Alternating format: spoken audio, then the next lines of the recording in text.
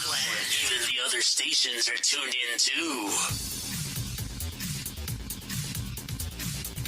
The views and opinions expressed in this podcast by the host or the guest do not necessarily reflect the views of Paranormal Buzz Radio or its sponsors. Use of any materials produced by Paranormal Buzz Radio without express written consent is strictly prohibited. For information on everything Paranormal Buzz Radio has to offer, visit our website, paranormalbuzzradio.com.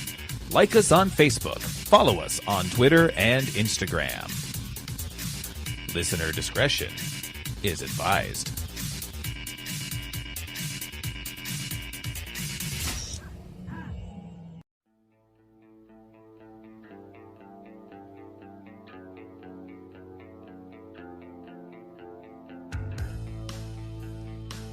Paranormal Buzz Radio is proud to present Girls vs. Ghosts, The Realm Walker with Kelly McCarville, live, only on Spreaker. Every Wednesday night, 9 p.m. Eastern, 8 Central, 6 Pacific. And as always, join us in our live interactive chat by going to Spreaker.com or downloading the Spreaker app for your devices. Kelly is a respected paranormal investigator and also a very gifted medium and brings a unique perspective into the paranormal field.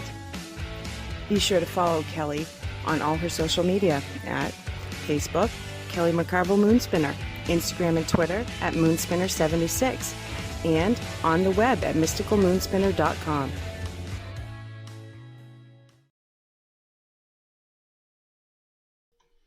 And here's your host, Kelly McCarville. Hello, everybody. Happy Wednesday evening. As Shay just said, I'm Kelly McCarville, Moonspinner, and you are listening to The Realm Walker. Tonight, we have a guest that I met. I was trying to think how long ago I met him, and I want to say it was going on maybe a year, the first time I actually met him. But we've got to know each other better and done some investigations together. So having him on the show, Mr. Ron Haskett. Hello, how are you? I'm great. How are you? Wonderful. Crazy busy and tired, but that's how I spend most of my days, so it's all good. How you roll. So we finally got it set up for you to be on the show. I know we'd been talking about it for quite a while, but glad to have you on. Why don't we start out with just having you tell us a little bit about who you are and what you do? I was born and raised in the hills of West Virginia. My dad was a janitor for the Fayette County Board of Education for 39 years. My mother was a housemaker. I am the baby of 5 siblings. My dad passed away in 2001. My mother passed away in 2009, 10 years ago this November. And that is really kind of what got me into the paranormal was my mother's passing, but I'm sure we'll get into that later. Moved to Nebraska in 2012, and I've been here ever since, living the good life. Excellent. And I'd always tried to peg your accent, because it's not like you have a huge accent, but... Yeah. You have a little bit of an accent, so It's always kind of intrigued me. Yeah. And so that was not where I expected you to go with all of that, but that was awesome. I'm sorry. No, it's cool. I just learned things about you. Absolutely. So you're a paranormal investigator, right? I am. Shadows Redemption. Shadows Redemption. Why don't you tell us a little bit about your team, about my team. Your team. You know what? We are teams, damn it. Yeah, I hear you. Well, Ron is a really spectacular guy. No. Wait, who's your favorite teammate? That would be... I haven't... Come on. Let's not start off. Don't turn on me so soon, Mooney. You know what? Shadows Redemption, it all started because a year and a half ago, I was in my living room watching Paranormal Lockdown with Nick Groff and Katrina, right? Great group of people. It's airing, and my girlfriend said, oh my God, that place is 15 minutes from where I work. We need to go. Yeah, have fun with that.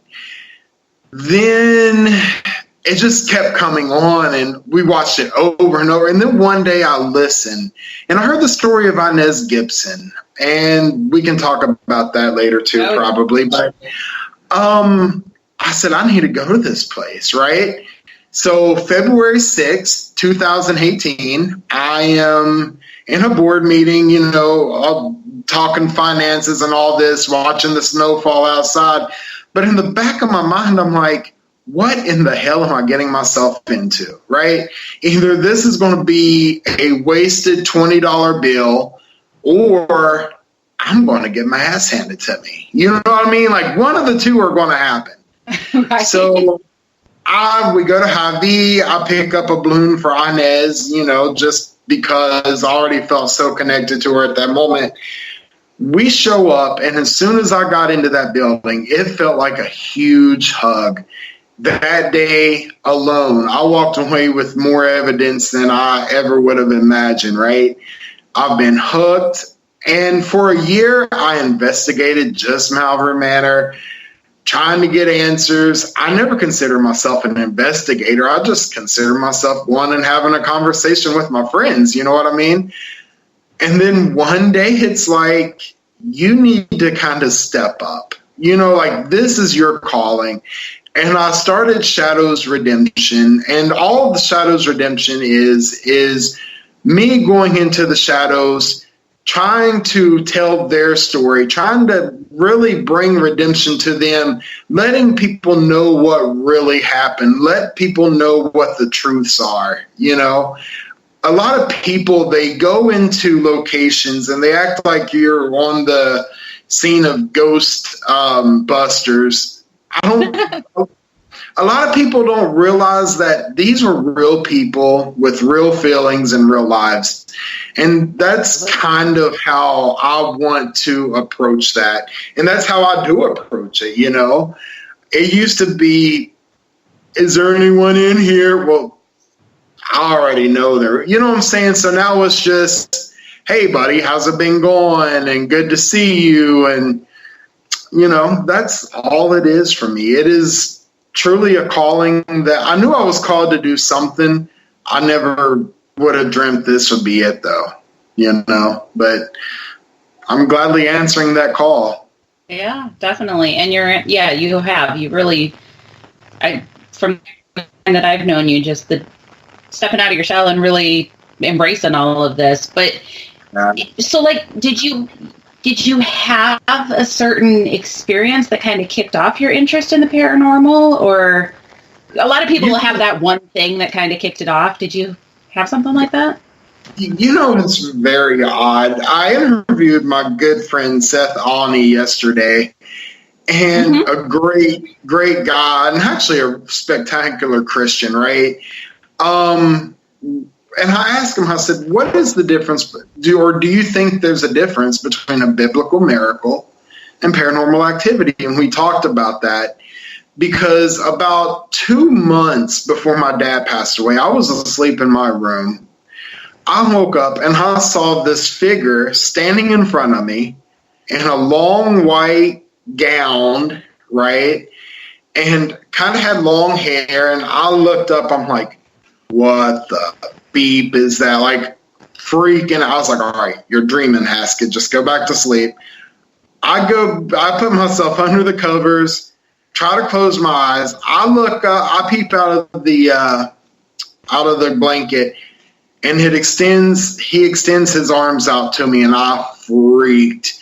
I went running through the house like Kevin McAllister in Home Alone, just screaming. And I've never experienced anything like that since. But after my mother passed away in 2009, she would turn on lights or turn stuff around. Or one day I was sitting in the kitchen crying because mom and dad aren't here, and this is where life happened. You know what I mean? Like, Mm-hmm. I gathered around the kitchen table, and if you look at me, you can tell that. But it just broke my heart. So I was sitting there crying, and in the middle of this huge tear fest, I hear her coffee pot kick on.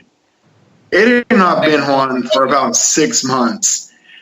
I sobered up, unplugged it, walked it down the street, said, hey, Christmas came early this year. Happy holidays. Gave it away. And that's what really got me curious. And that was actually my first evidence ever. I had this one, it was actually a penguin that I cut out of wood, and it would turn constantly. I would go through the house stomping, trying to see if it was vibration. I would open doors, window. No. So one day I set up a camera. I said, all right, I'm leaving. Please turn it for me while I'm gone. And as soon as I walk out the door, the camera loses focus, comes into focus. There's this ball of light, and it shoots through the penguin and follows me out the door. That was my very first ever piece of evidence. Huh. Yeah. That's kind of crazy cool. Yeah, it really is. So, and I was kind of out of it until Malvern Manor. So. Everybody's got to start somewhere, definitely. And Malvern, I mean, what a hell of a place to start, you know? It's crazy. Right. We have some questions for you already from the chat room. Okay, great. I believe it was Cynthia said to ask you about your experience in the basement at Malvern. Oh my gosh. So was that when you screamed? Yeah, that's what okay, so you were there. We done this It just dawned on me what she was talking about. Sorry. Yeah, so yours truly came up with this stupid game called Fear Pong. And what you did, it wasn't bad, but I didn't know I'd be stuck in like the blood and guts of Malvern Manor, though. So, but yeah, so we, write locations on this thing, and then we just take a ball and bounce it and shoot it into a cup, not knowing where we're going. I got the basement, guys, of Malvern Manor, and it was intense, right? I'm down there, and I'm like, I don't know how that thing's laid out. Like, is someone going to meet me on the other side and scare me? Honestly, that's part of my fear during an investigation, are those people that can hide behind a door or whatever and just jump out at me. You know what I mean? I would much rather deal with a spirit. But I go back there, shaking, and I'm like, you got this. So I get to like as far as I can go, right under the lobby, I believe. And all of a sudden, I just hear a male's voice in my ear. Yeah, they heard me in the attic. I shot out of there. I shot out of there like a cockroach in a sprayed cabinet. Like, I wanted no part of that. So that was intense. We hear this scream, and it's like, who the hell was that? It was right. It was amusing. I'm sorry. Probably not so much for you, but after we knew you were okay, it was pretty damn funny. Yeah, it was old Haskett. God, that was terrible. Terrible. There are just those things that happen that they take you by surprise, no matter how much you can get ready for them. And right. You can't help sometimes. It's just this response that little squeak comes out. So right. But what's super jacked is I'm recording it on my phone and I hear nothing. You know what I mean? Mm-hmm. I heard it in my ear, but I didn't hear it on the phone. And on my phone, I heard a girl humming the entire time I'm down there. But I never heard this voice of whatever it said. So. Yeah. Craziness. It's crazy. Next question we have for you. What is your favorite piece of equipment to use? Oh my gosh. You know what? I love dowsing rods. Love them so much. And when I started, I went to Radio Shack, which says a lot, right? Went to Radio Shack like a year ago and bought this digital recorder, and it was the most difficult piece of equipment I hated it. I absolutely hated it. But recently I went to Best Buy and got this amazing Sony digital, and that's maybe my all-time new favorite piece. I mean, it does outstanding. Just, when I'm in Malvern, I'll just hold it out, walk through the rooms. Hey, how are you? Hi, Captain. How's it going? And usually I'll hear something like good or whatever. So that's pretty outstanding, hearing those intelligent responses when you know that you're alone. Yeah, definitely. Common sense is pretty important. The brain is a pretty important piece of equipment too. You got to have that common sense about you.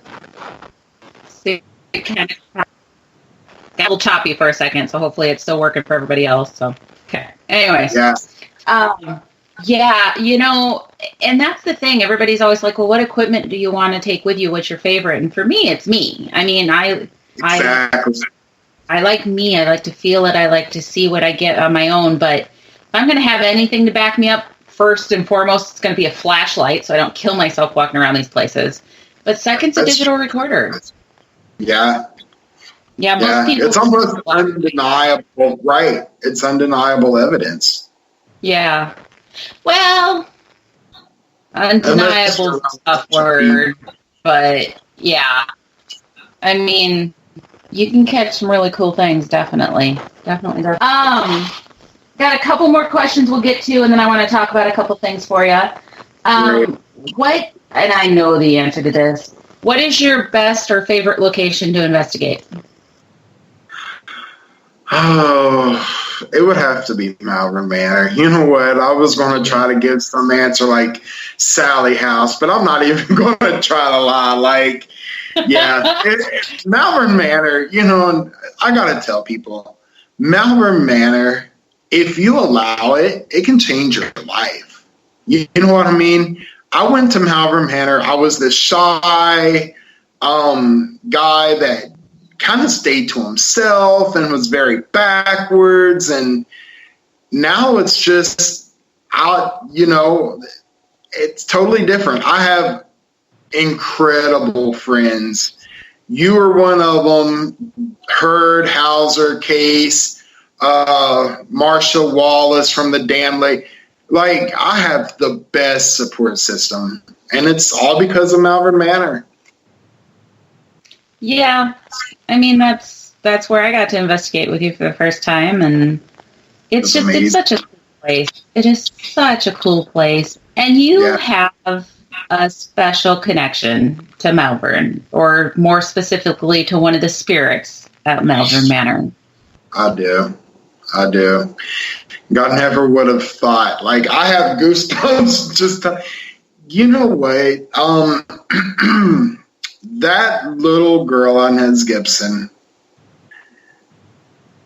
Wow. I mean, our lives, if you were to say this is a lie, okay, I'm going to line up two lives. Boom, boom, boom, boom. You wouldn't be able to tell ours apart hardly. I mean, it's legitimately the same thing. The experiences, the hurts, the pains, the neglection. It's pretty parallel. It's truly something. And I love her for that. I love her for sharing, because we had this conversation. We won't talk about the conversation. Right. Yep. I come to you because I thought I was losing my mind. I had been having these thoughts, these almost images flash in my head of things that, that she experienced in her life. And I'm like, what is this? And then you confirmed all of that. I've never had anything like that happen to me in my life, ever. She's connected to you, though. And she's an interesting spirit. So I've been to Malvern, I don't even know how many times at this point. It's been a lot. Yeah. And it kind of frustrated me because everybody always talked about Inez, spirit, she's so strong, blah, blah, blah. And I'd be there and I never connected with her. Yeah. And I don't know. It was like almost like she was waiting for me to be with her, hearing her story to tell me the truth, because it was finally when I was there, and I can't even remember who was with me, but I finally listened to part of Josh's tour, because still to this day, I have never taken Josh's full history tour. That's amazing. Because I didn't want to know the history for the longest time, and then the few times I've been there when he's doing it, I get distracted and I wander off. But anyways, we were standing up in Inez's room, and he started finally telling her story, and she started filling in the blanks for me. And that was the first time that she ever connected with me. The first time that she ever, just the first time, like if you're going to listen to my story, I want you to know the real story. Yeah. Exactly. And I meant to tell Josh after I was done with that, but we got distracted and I didn't tell him the whole story. But then you were actually the first person that I told that whole story to. Well, yeah, because she told me the exact same story. She told me the exact same story. And I, honest to God, we're filming this documentary, and she's probably like, okay, Haskett, quit asking me. But I have been asking her, just please let me help you with this, because it is something that needs to be told. It is something that, but in her time, and I respect that. Yeah, it's got to be in her time. Yeah. Gosh, that little girl. She has such a personality. Oh, yeah. But it backs it up the way that she told me the story, though, too, because it was most definitely I'm not going to talk to you until you're ready to hear the truth, And then all of a sudden it's like, here's this flood of information, and heavy information, Say that again. Heavy information. Yeah. Yeah. And guys, I know we're kind of being vague on what we're talking about here, but she's actually told both of us that she's not quite ready for her full story to be told yet. But I'm guessing in time the story will continue to come out a little more. So I know that sounds really crazy for anybody who's on the fence about if this is real or not. But yes, her spirit told me to not share this with everybody. So. And actually, I have an EVP. I was like, gather all your energy and just answer, can I please? And you hear her go, no. I'm like, well, geez, okay. When we had her birthday party, you were there, and we were just talking in her room. Hi, honey, did you have a good day? And the EVP, yeah, I liked it. And so did you enjoy your party? Yeah. She's so spunky, she's what a 12-year-old girl should be, in all honesty. Yeah. Considering everything that's happened, she's actually very happy there. The first time I knew 100% that she had followed me home, I was in my house one day, and I heard a little girl go, woo, just like that, right? About a week and a half, 2 weeks later, I am at the manor, and we are about to fall asleep, which that's when they really like to mess with you, is when you're about to go to sleep. And I heard, woo, just like that. People heard it. And someone's like, oh, my God, that's exactly what you said you heard at your house. I'm like, told you. It's truly outstanding. It's truly when I'm down and I'm having a really depressed day, like, she has no trouble letting me know that she's here somewhere. Right. She's probably here right now, actually, seeing how we're talking about her. But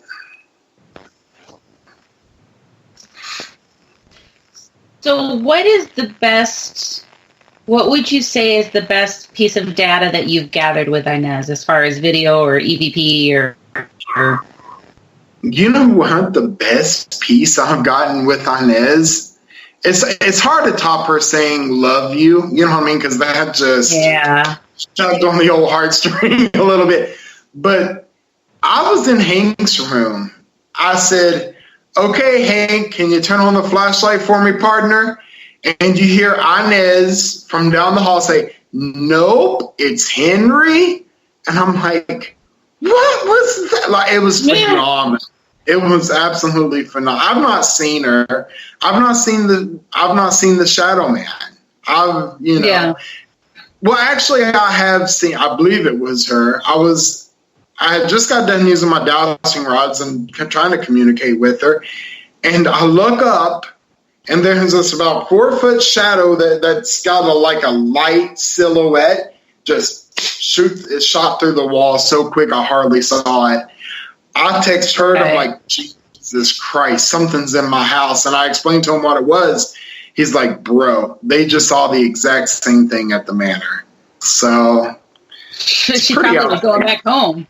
Probably like, oh crap, he saw me, I better go home. Run. Yeah.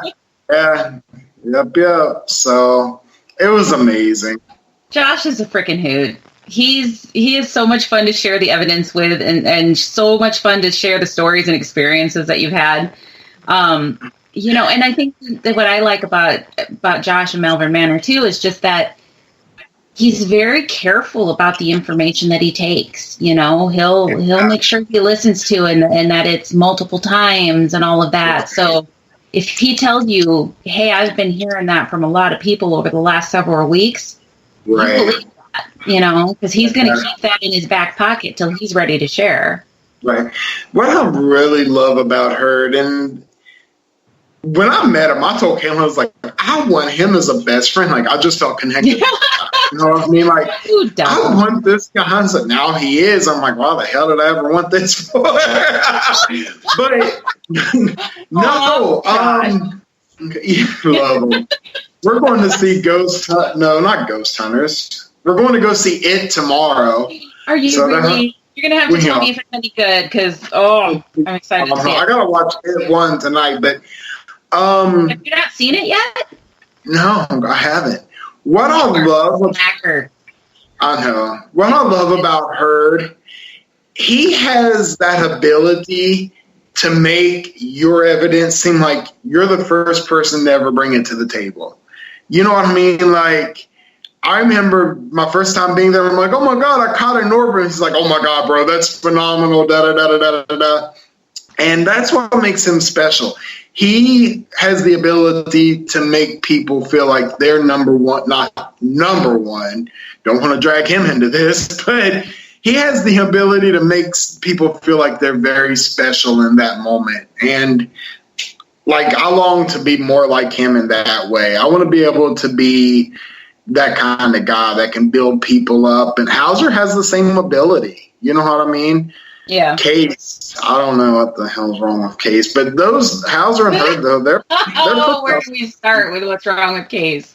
Yeah, we'll talk about him. He's somewhere doing something inappropriate, probably. So I don't want to talk him into existence. It's all good.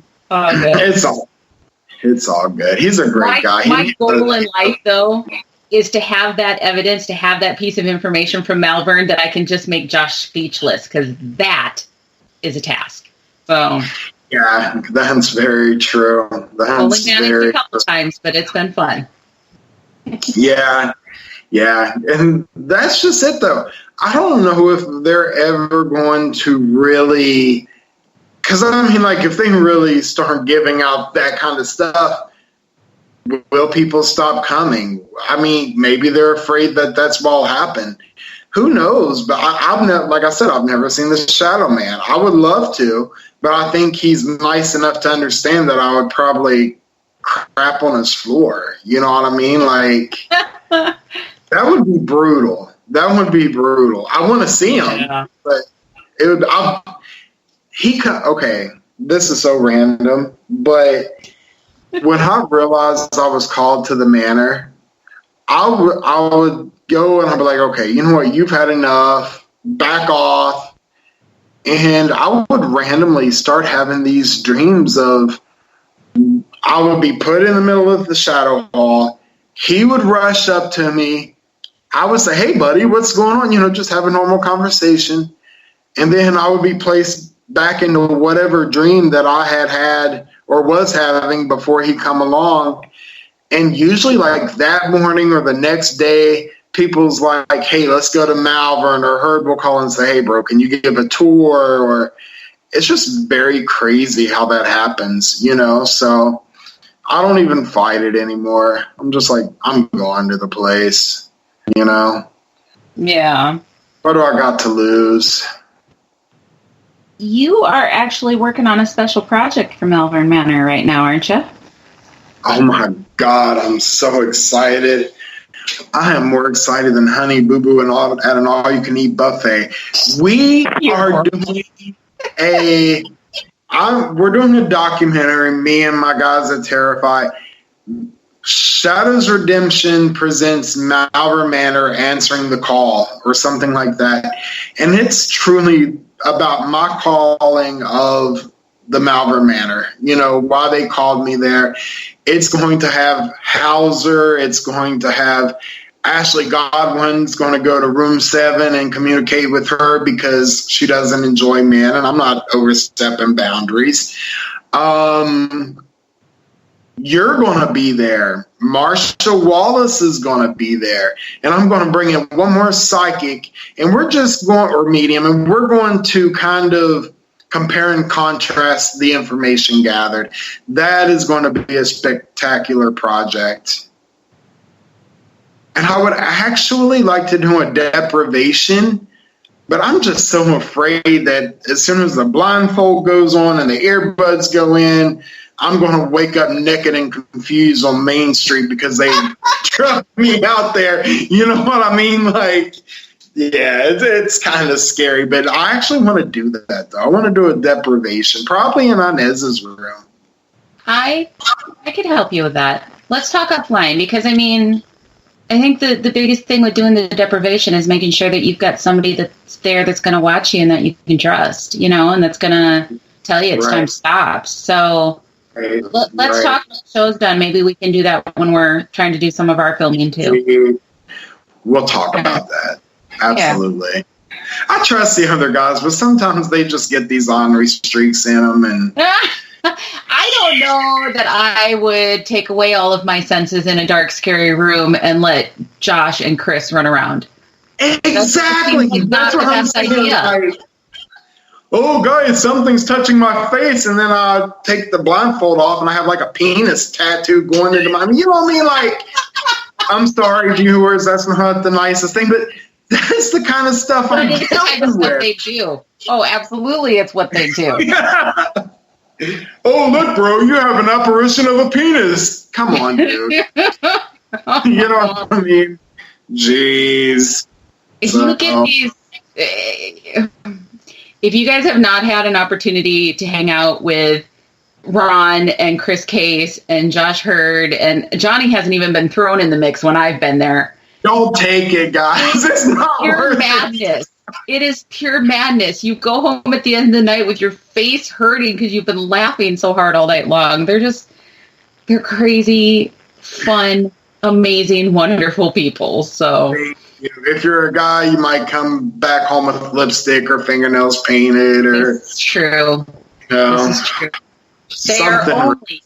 They're only upstaged by the extremely handsome Lincoln Hurd. So, you know. Oh, I saw him today, and he's so amazing, that little guy. I tell you what. Yeah, there's two people you don't want to do shows with, and it's dogs and children. You know, you're going to be upstaged every time. Oh, my gosh, it's hard. I felt bad because people asked me after we came out to Inez's party, they're like, well, how'd it go? Did you get a lot of investigating done? I'm like, no, I played with the baby. I investigated, don't get me wrong, but I played with the baby most of the night. Yeah. Okay, I got to talk about the other two, her children, who I love, love, love. Those are Izzy, brave girls. oh my God. Izzy and Ellie, those two, I love those kids so much. Izzy played Inez in Paranormal Lockdown, which is hugely phenomenal. Watching that kid, I never would have thought that I'd be like her Uncle Ron. You know what I mean? Like, Right. but my God, they have more investigating ability in their pinky than some people. And no fear. Like, No fear. I think my favorite statement of that night is when they came down from upstairs and Mom asked, "What were you guys doing?" "Making a Ouija board." So, just like it's something they do every day. I have that Ouija board. I said, you do not get rid of that. I want that. I have that Ouija board. And then this is what really happened. The next day I was somewhere and there was a calligraphy set and I bought it for Izzy.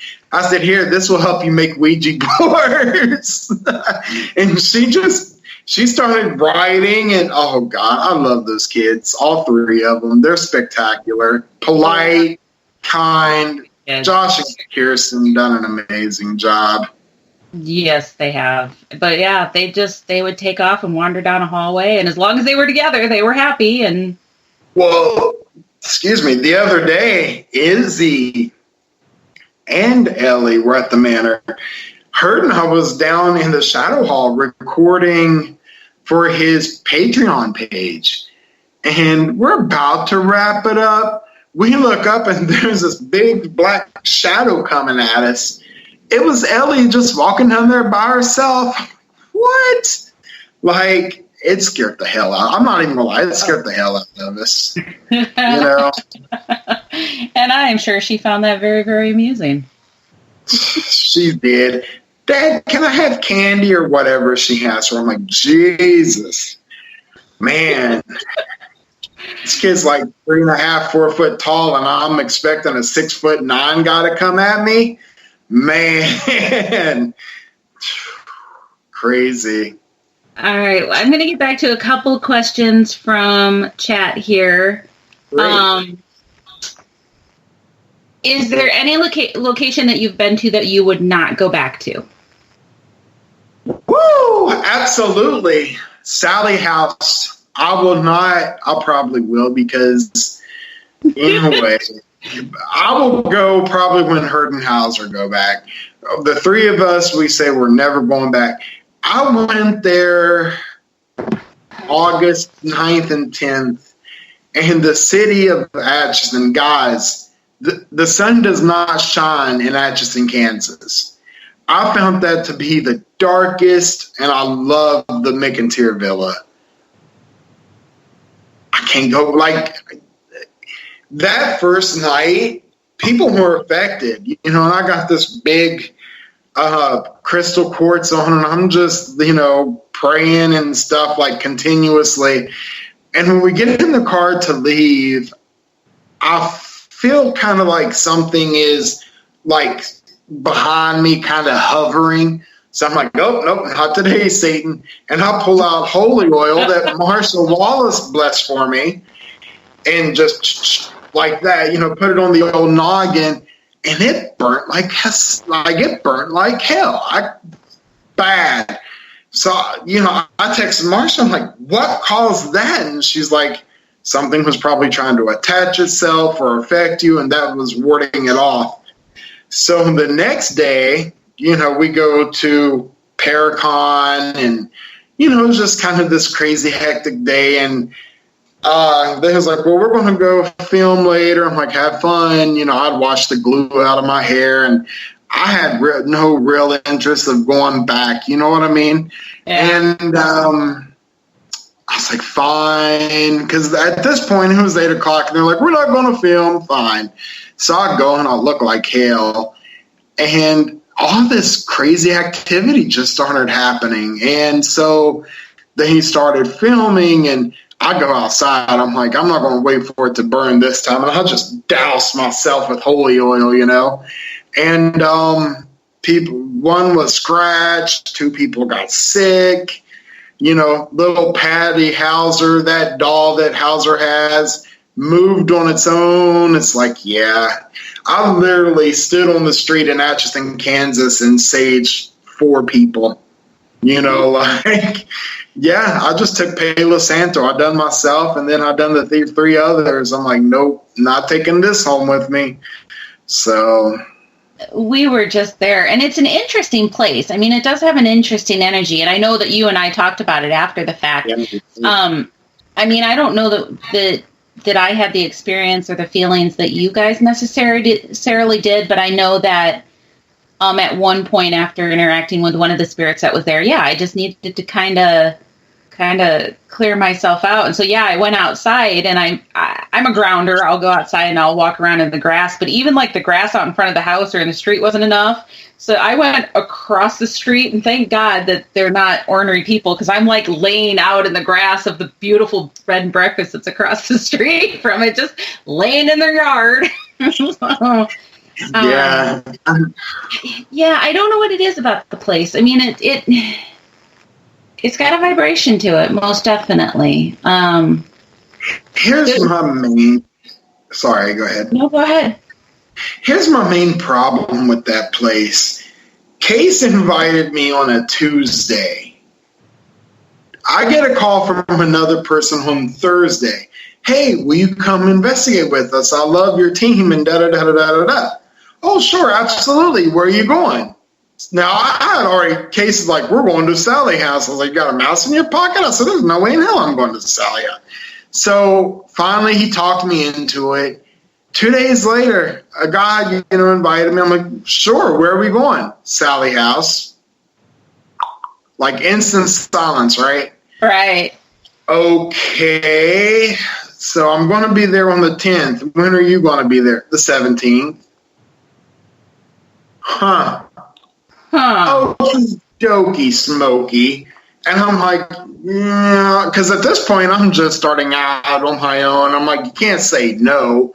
Like, no matter what Nancy Reagan says, you can't say no. So I go, and after the first time, I'm like, man, you made it out by the skin of your ass. Like, you hardly survived that thing. And then throughout the week, like, things began to happen, and I got this really weird feeling. And Marsha Wallace, who is with the Damn Ladies, and one of my favorite people. Guys, if you know Marsha Wallace and the Damn Ladies, they are bringing out their documentary or their show, and just check it out. It's huge. But she told me, like, this thing's going to affect you. And it had already kind of started to screw with me a little bit before going.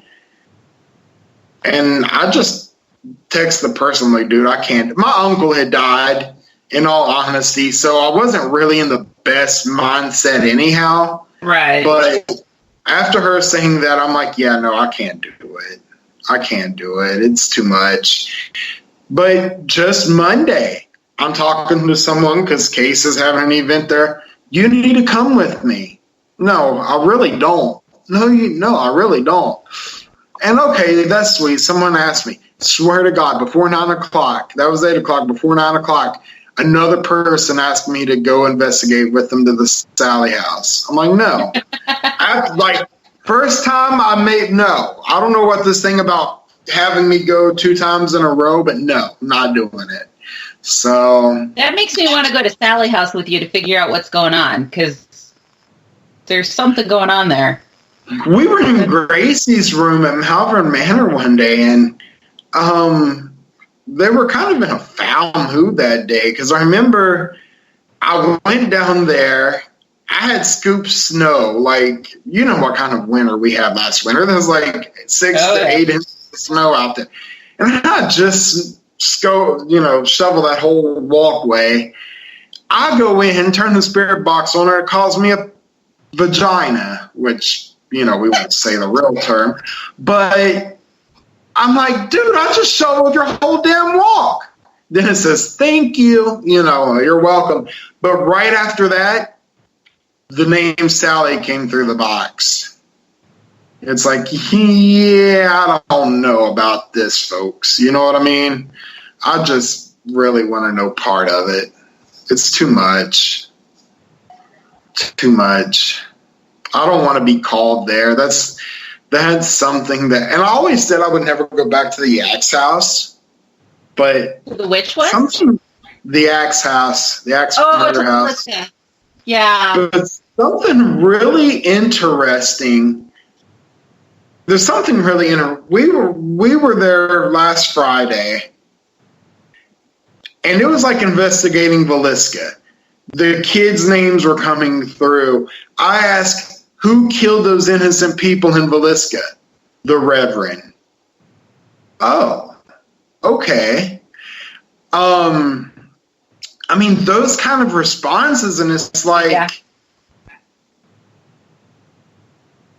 it's like, wow. So I begin to think about it, and if Inez Gibson is so drawn to me, and if she feels so trustworthy that she can tell me her story, maybe those kids over there feel the same, and that dark entity that is there knows that, so it keeps me away. You know what I mean? Like, maybe that's why I get attacked. I mean, one time I didn't even go inside the place, and I was like on a paranormal paralyzation phase for 2 days. It was crazy.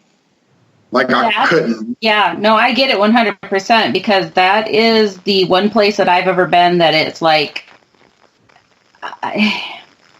when I left it, I'm like, I don't know if I'll ever go back there, because it was just so intense. It was, yeah, and even, I mean, from walking up to the house, you could feel the energy, and you could feel how thick and intense and overwhelming it was. And then the experience that I had there the first time that I was there was just, it is probably the closest I have ever got to literally walking out in the middle of an experience. If I could have moved, you know, it was so. But then I went back. I mean, I did go back a second time, and I actually, oddly enough, just today was talking that I'll be going back again sometime here in the future. So, good for you. So yeah, you'll go back. We'll go to Sally's house sometime, Ron. We'll figure this out. I beg your pardon. What did you say? I said, we'll go to Sally's house sometime. You're breaking up. No. Can't hear you. I will kidnap you. Case will help me. You know he would. That little bastard. You know, I don't understand. I just don't understand. You know, in Sally's house, I have Malvern Manor, my positive thing going. Well, there was a 12-year-old girl there that I need to help, and all these people were mistreated, and I need to let them know that they are important, they do matter, and they don't deserve that. Axe Murder House, I need to let those people know that they're great kids, and they didn't deserve that, and the Moores are good people. And Sally's house, like, what the hell do I got to say to that? Like, I have no... It was very hard for me to approach that in a positive manner. So when I walked in, I just said, you know what, guys? I've heard a lot of stuff about you. I'm just here to see what's true, what people are lying about. I'm not here to invade your space. I'm not here to bastardize you. I'm not here to rummage through your stuff. I'm just here to get your real story. And that's the only positive intake I could hit it with. And I think after having been down there and talking to a couple of the spirits that are there, it doesn't help the energy be any better, but there's a lot of guilt that goes on between a couple of the spirits that are there, you know, between the mom and between the doctor. There's a lot of guilt that I think is causing a lot of that energy. And that is something that I kind of told them, is that, you know, when I was talking to both of them, I told the mom, and I don't know that she gets it because she kind of is not there mentally, but, you know, that it wasn't her fault. She did everything she could to save her daughter, and that it wasn't the doctor's fault. He tried, you know. Right. But Yeah. I mean, that's by no means going to be a one case thing where, oh, they got told it was okay. Well, it's all better now, you know? Yeah. No. But it would be interesting to go down and just see if that type of a conversation could be had, kind of like I did with the Shadow Man, where I just took my time and was able to talk to him and get his story, and now he trusts me, you know. He's another one that I had this bond with, not as strong as on his, but I genuinely believe he looks after me at the manor. You know, he's had every opportunity to just screw my world apart, and he's never done that. No. I love he's never, I mean, he got a little pushy with me the very first time I was down there when I was trying to learn his story, but it's because I was also asking some pretty sensitive questions, and he was telling me some sensitive information. But since that time, he has been very, very good with me. So, I asked him a question once concerning how he was treated there, and I showed him a picture, and all that energy was sucked out of that. I mean, all the energy, all the oxygen was sucked out of that room, and I was about to abandon ship. Like, I've never experienced anything like that before. Did I tell you that story? I think so, but share it with everybody. So I printed off a picture of an employee that worked there, and everything in my fat spirit said, don't do it. It's a bad idea. But, you know, sometimes as a paranormal investigator, you're like, well, you only live once. So I waddle down there and knock on the door. Hey, buddy, come out. What do you think of this picture? And I hold it up, and it's like nowhere. And the spirit box, if you're sensitive to curse words, you might want to close your ears. Whore, bitch, slut. I mean, just ripping them. I'm like, oh, Jesus Christ, I'm going to die. Like, this is the end. So I turned to someone, I'm like, what do I do? How do I make this right? And in my ear, through someone else's equipment, you kept hearing, run. I'm like, hold on, buddy, run. And then all of a sudden, the hall just echoes, Haskett, through the spirit box. I'm like, oh my God. Like, I just freaked. I'm like, what do you mean to do with this picture? Burn it. I toddled my fat ass out there and I burnt the picture. Don't think I didn't. I come inside. I'm like, man, I'm so sorry. Do you forgive me? And it said always on the spirit box, but it's like, man, that is crazy. That is so crazy. You need to never, ever change your delivery of that story. That's hilarious. No, well, here's the thing, though. I'm doing it again for this documentary. Not because I want to get his reaction. Oh, Jesus. But I want people to know that these people were not treated that well. You know what I mean? They need to know that there's some truth to their stories, you know? But so, that was a tough one. I'm being asked to share my Malvern story because Shay knows that I cringe every time I'm asked to share it. So, and you've heard this story. I know you have. But for anybody who maybe hasn't heard this story, one of my scariest, I'm going to call it the scariest experience that I've ever had at Malvern Manor. We had gone out there to do an investigation. We hadn't been there very long. And we were just getting stuff set up, getting cameras put out and everything. And I was standing up at the end of the long hallway looking down towards the nurse's station. And I could see the lights kind of changing down there. Well, you know, there's the doors with the windows. So I was trying to see, is it cars? Is it something that's causing that? Well, one person actually walked down there, checked it out, and came back and said, didn't know what was causing the light changes. But I'm still standing up the end of that hallway, and I'm looking down, clear to the end of the hallway. And it's still light out. There's still light. And from the nurse's station, I see this little lady bend out around the corner. Now, she had to have been 5'1"-ish. She was in her nightgown. She had her white hair that looked like it had been up in a bun, so it had the little kind of twisty, the typical old lady scary movie thing, right? And at first she peeks around the corner like, oh, there's somebody there. And she goes right back behind where I can't see her. She peeks out again like, well, she's still there, and goes back. And she leans out again like, what is she doing there? And she's not saying anything as she's doing this. It's just her energy every time she peeks out around the corner at me. It's just getting a little bit more aggressive every time she peeks around the corner at me. She's still there. Do you want something? What do you do? It's just more and more. And so finally we get to this point where she leans out around the wall and she's looking at me, and it's aggressive at this point. And she does not back behind the wall. She doesn't duck back in. So she is just staring me down.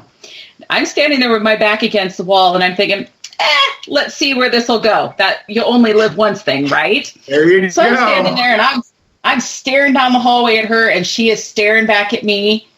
And all of a sudden, she drops on all four and like horror movie crawls up that hallway to me faster than snot. It was, seconds, and she was almost at me.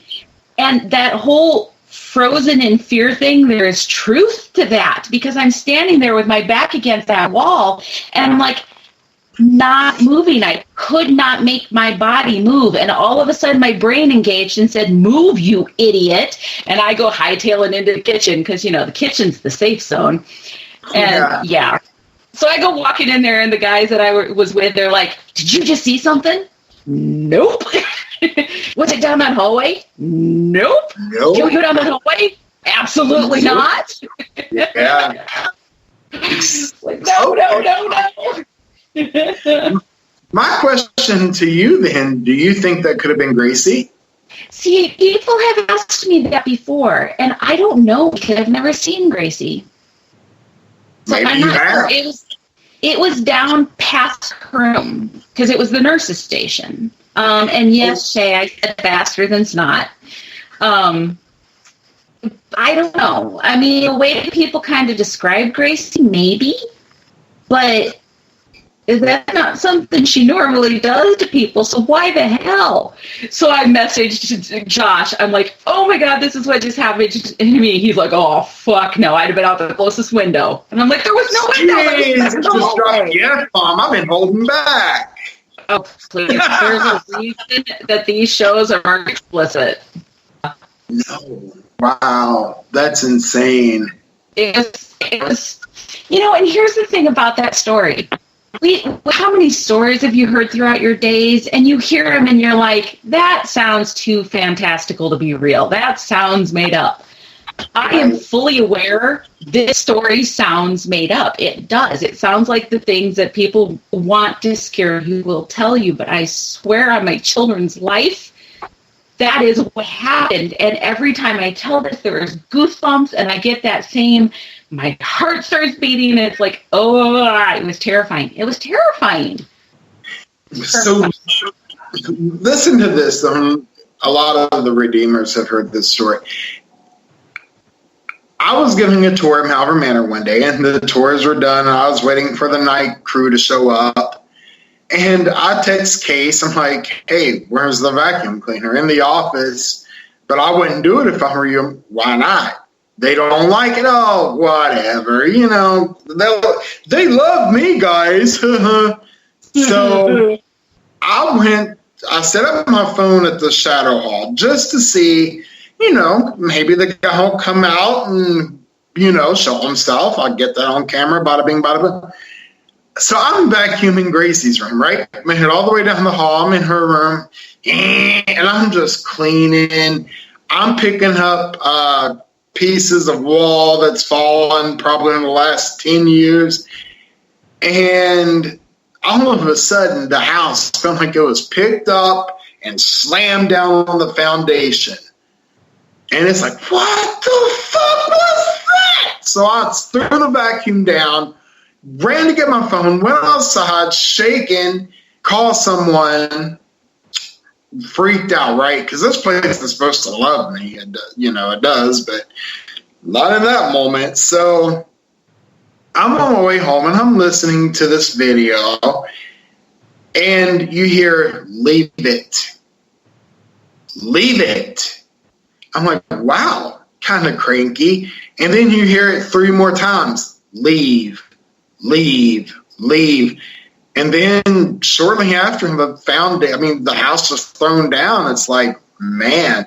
But if that happened in the shadow hall where the phone was, maybe that was Gracie. Maybe she likes to hang out down there. Maybe she's playing pool. Maybe she's, who knows? Maybe you really saw Gracie. Maybe.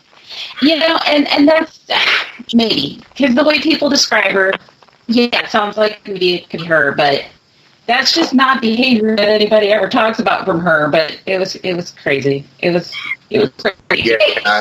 We were actually talking. Myself. Sorry, what? I was going to say, if you ever see me when I show up at Malvern, the first time I go down that hallway, you'll see me stop at the end and sit down. Watch me sometime. I catch myself doing it. Anyways, what were you going to say? Yeah.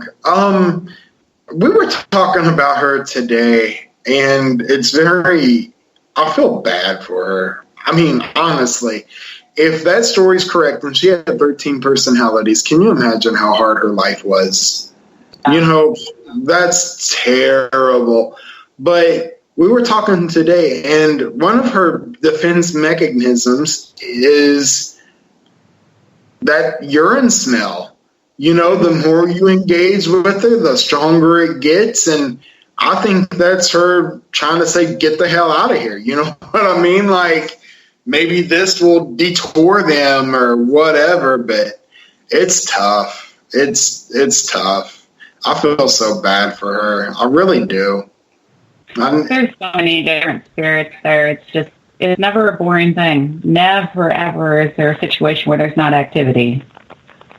That's very true. Even the captain and I seem to hee-haw pretty well. You know what I mean? He's never done anything super crazy to me, and I greatly appreciate that, Did I tell you what happened in the captain's room last time we were there?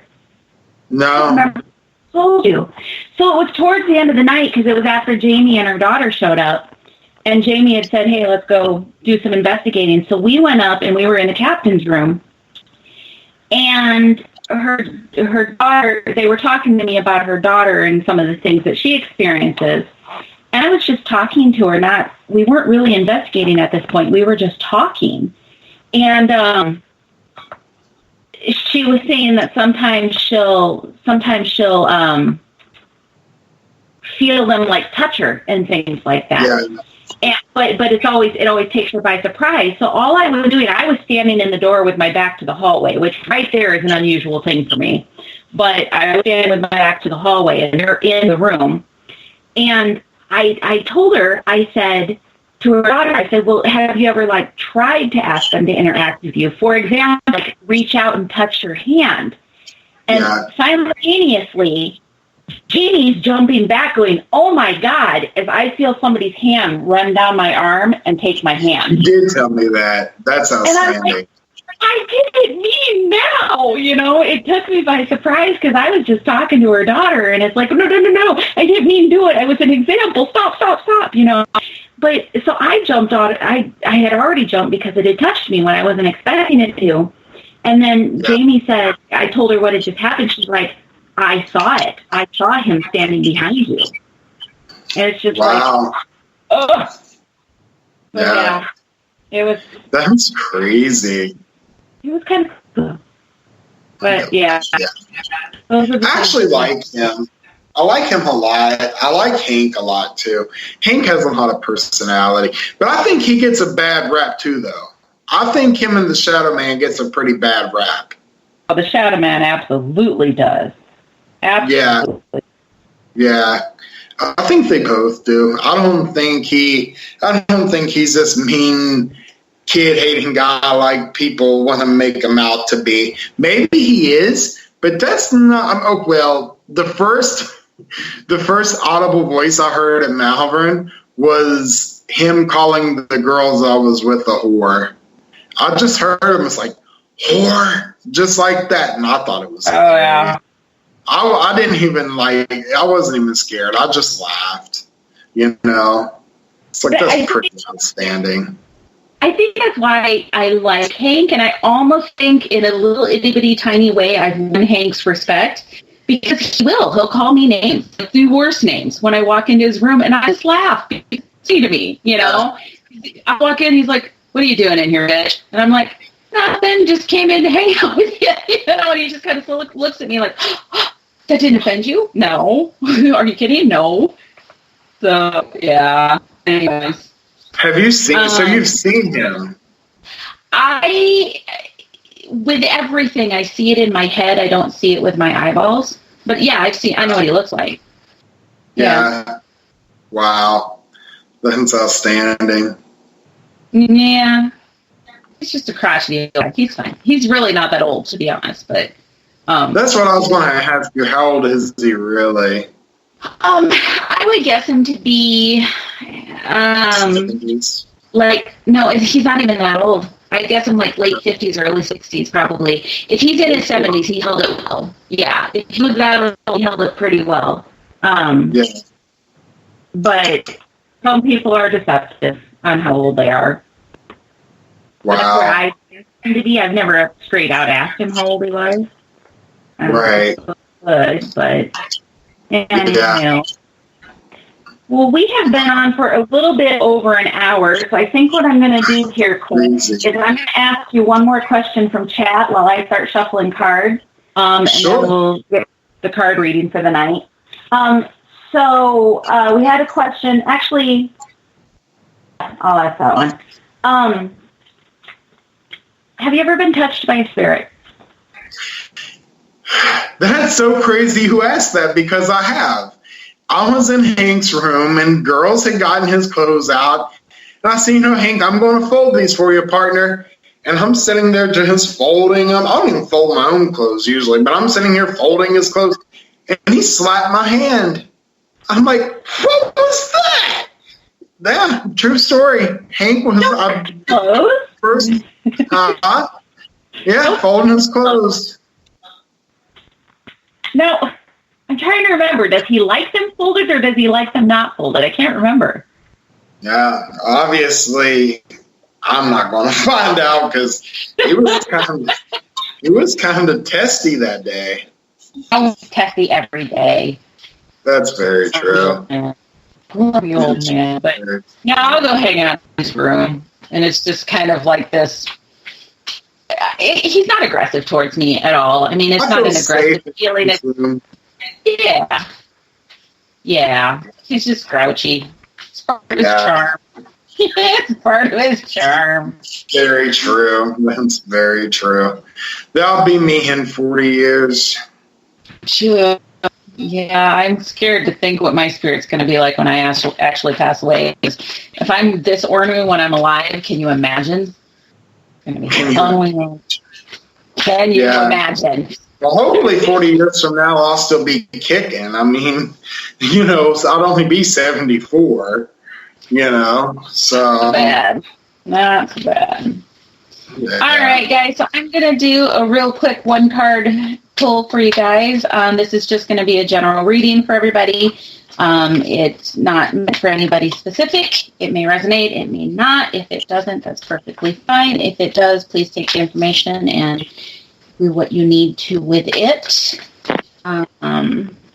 the deck that I'm using tonight is the Earth Magic Oracle deck.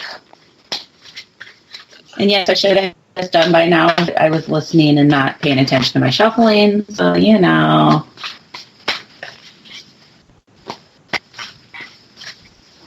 All right.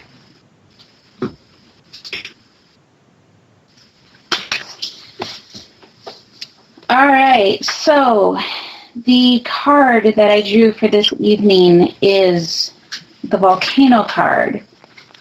I mean, it's not working. So this card is talking about volatility and how things are continuously changing. So what it's saying is Pele is the goddess who lives on the big island of Hawaii, dwelling there in the craters of the active volcano. This is a particular volatile time for you. Unexpected changes, sometimes quite sudden and dramatic, are occurring in ways that you have absolutely no control over. These occurrences may be so powerful as to shake up what you formerly thought of as the foundations of your security. They may even cause you to reassess the direction your life is taking, to question some of your relationships, and to reevaluate the work you have chosen. Although these events may rock your world, know that Spirit is the guiding force behind them. It is a matter of finding your trust that life knows what it is doing in the midst of the storms of change. It also requires you to make adjustments quickly and to not cling to what was, but instead move forward and welcome with your arms wide open what is yet to come, all from a place of being present in this moment. You truly have nothing to fear. I think sometimes we get so set in our ideas of where we want our lives to go that we lose focus of the fact that things are constantly changing around us, and what we know today is nowhere near everything. And because we don't know everything, when we're from those changes, when we're given those turns in the road that we weren't expected, rather than embracing it and trusting that Spirit knows what they're doing, we get flustered and we start fighting to stay on the path that we were on. Well, maybe the path that we were on has a bridge out in front of you, and it's going to be a bad situation. We have to learn to trust. We have to learn to go where Spirit's sending us and believe that they're sending us in the right direction. They're not going to give us more than we can handle. And this is especially true for me, guys. I mean, this card is absolutely ringing home for me tonight. We don't have the answers. We're not always going to know what the outcome of the situation is before we have to take that first step. Sometimes you just have to take that leap of faith and believe that it's going to work out. And that is terrifying. Trust me, guys. Virgo girl sitting here, that's a terrifying thing to say. But I'll tell you what, every single time things have changed in my life, every single time that I thought this is the thing that could possibly happen in my life, it did bad. It by no means went bad. It's taken a little while for me to figure out why those changes happened, but it worked out better every single time. So hang in there. Don't fight the change. Trust that there's a reason that you're being drawn to certain things, drawn to certain people, sent in certain directions, and just trust it enough to let it play out. See how it goes. Yeah. That's pretty good. That's pretty good. And some of the toughest things you guys will go through is growing pains. Seriously. When I started this new journey, like, I felt attacked on every level, right? Like, I just couldn't get my poop in a group, you know? And yeah, I mean, once you learn how to deal with your growing pains, like, you are going places, and it's truly, truly outstanding. It really is. And that was pretty meant for me too. So I appreciate that. Your check will be in the mail, Mooney. Yeah. Pretty crazy. All right, Mr. Ron. How can everybody find you and follow you and check what you're doing? Guys, please, please, please, please, please go to Shadows Redemption on Facebook, www.facebook.com/Shadows Redemption Paranormal. I am only a few likes away from 1,100 likes and follows. If you guys could come show me some love, I will be posting some amazing stuff. God, I truly believe I landed one of the most amazing things the other day. I can't really talk about it, but guys, just please follow me, like me. You won't be disappointed. I promise. And if you are, let me know and I'll fix it. Yep. Well, it's been great having you on the show, and I'm glad we found a time to make it work for both of us. Now we just need to find a time to do some filming, it sounds like. Yes, I want to see you at Malvern Manor. And guys, if you've not been to Malvern Manor, please go to Malvern Manor. You will not be disappointed. It's amazing. Not at all. Not it at is all. It is amazing. So you're out of time. We'll figure something out because I know you've been working with me to try to find a date, and my schedule's nuts. So, yeah, we'll figure out a time. We will. We definitely will. Thank you so much. Right? Well, hopefully it works way before October 18th. So, well, let's talk offline. But like I said, I know I'm going to be out there at least once. I just don't know if Josh will be there that same day or not. So let's talk here when we're done. And yeah, we'll figure it out. All right. Okay, everybody. So I should have had my calendar with me. What do I have going on? So Friday night is going to be Shay's Paranormal Chat. I will not be on that show, but please tune in and listen to her still. Honestly, I don't even know who the guest is because I am a slacker and I have not been keeping up with anything. But that's right. That's right. It's Seeking Paranormal. So Sarah Hyatt, and I would guess Adam and John might be with her as well. Totally bummed I'm going to miss that because they are awesome people. So that's Friday night with Shay. This weekend, the reason I'm not going to be on the show on Friday is I will be at the SilCon convention in Mattoon, Illinois. And big convention that goes on there. It's myself, Chris Sutton, Mike Ricksecker is going to be there, I believe, Chad Lindbergh, Christopher St. Booth, Chris Nielsen's going to be there. There's a whole lot more that I'm forgetting. There's a whole lot of people that are going to be there. But if you guys are anywhere in the area, absolutely stop out to that. Next week, my guest will be Jamie Chad, I think, because I don't have my calendar in front of me. So I think next week I've got Jamie coming on the show. She's going to be just giving us some information. Yep, she's going to be giving us some information about her haunted tours, about HaunaCon. She hosts a great big paranormal convention every year, so we'll talk about that a little bit, and about a fundraiser she's got coming up for HaunaCon. The week after that, I will be at Warsaw, Indiana to Paracon. So, yeah, got quite a few things coming up. Just another plug, guys, since we are in September, Virgo month, woohoo! September 28th and 29th, so the end of this month, is our Ames Psychic and Paranormal Expo. It's at the Sheeman Building right on the Iowa State University campus, and it's Saturday and Sunday. And we'll have a ton of vendors, anywhere from psychics, mediums, healers, rocks, gems, Reiki, reflexology, paranormal teams, haunted locations. We'll have Chris Sutton and Dan Klass will be there, along with like Raven Rose and Kim Purvis' group will be there, and Haunted Granger House will be there. So a lot of fun people. $5 a day gets you into that. There's free presentations throughout the day then. And, yeah, that's September 28th and 29th in Ames, Iowa. So we'd love to see you guys out there then. And, yeah, I think that's all I got going on right now. So, wow. Craziness. This is why I write it all down, because I cannot remember anything. So I'm rather impressed with myself right at the moment. That's amazing. All right, everybody. Thank you so much for tuning in tonight. Ron, thank you so much. You've been awesome. Thank you. We will continue to talk and get stuff figured out. Hope to have you guys all in chat and listening next Wednesday night. Thank you for everybody who has tuned in. Do I need to do a shout out? Let me try to do this. There's been a lot of chat.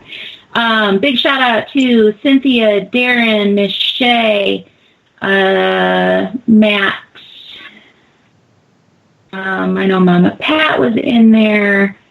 I'm scrolling. Tim and Wolf. Scrolling. I'm going really fast, so if I miss you guys, I'm sorry. Should have been keeping track.